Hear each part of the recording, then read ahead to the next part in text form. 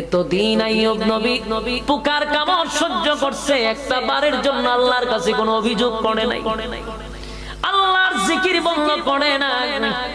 যেই মাত্র জিহ্বার মধ্যে খিরা ফুকে ধরছে, আইয়ুব নবী একটা ডাক দিয়া কয়, আল্লাহ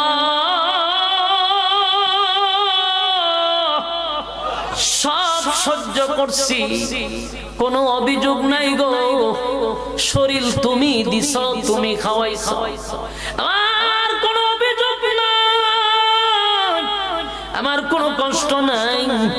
কিন্তু আল্লাহ আর পারলাম না, যে জিহ্বাটা দিয়া আমি তোমার নাম উচ্চারণ করি গো মালিক, আমি তোমার নাম যখন জপি আমার শরীরে কিরা পোকের কামড়ের চেয়ে তোমার নামের মজা অনেক বেশি।